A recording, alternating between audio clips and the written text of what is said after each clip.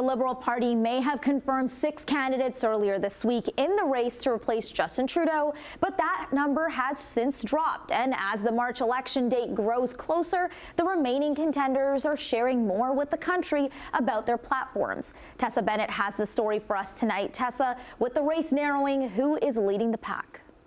Former central banker Mark Carney has certainly become the choice of caucus, but the remaining 4 candidates are working hard to sway public opinion with their stances on tax policies.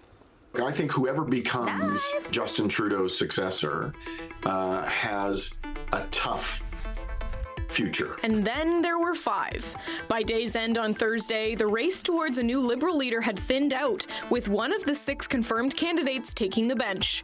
Nova Scotia MP Jaime Battiste announced his decision to bow out of the contest and that he's throwing his support behind the perceived frontrunner, Mark Carney. The former central banker has long been looked at as a primary contender, even before he announced his candidacy. And since he's launched his bid, Carney has gained the support of dozens of caucus members. One key policy that is part of Carney's platform, along with pretty much all of the other candidates, is doing away with the consumer-facing carbon tax. The carbon tax policy, introduced by Trudeau's Liberal government, has become an incredibly divisive initiative in Canada.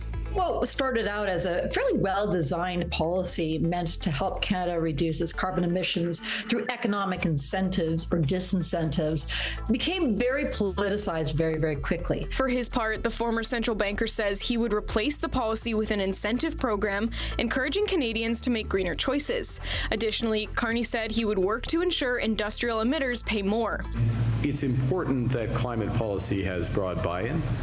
There's a better way to do things. We've worked on coming up with a better way to do things. And he's not the only candidate appealing to voters by nixing the unpopular policy. Former Deputy Prime Minister Chrystia Freeland has done a 180 on her view of the tax, saying she too would scrap it. It's pretty clear that over the past few years, Pierre Poilievre, as the leader of the Conservatives, has been very successful, I think, at generating opposition to the carbon tax. Carbon tax Carney will give you a pause in the Liberal tax for a few months just to get through the election. And then he'll bring in the mother of all carbon taxes, a job-killing, inflationary carbon tax that will drive jobs into the hands of President Trump. Since launching their campaigns, the other candidates have shared some of their priorities as well. Former House Leader Karina Gould says she's focusing in on Canada's GST, saying she'd temporarily cut the federal sales tax. Additionally, Gould is proposing an increase to the corporate tax rate on companies that make more than $500 million per year. I think Canadians right now understand that the tax system is deeply unfair.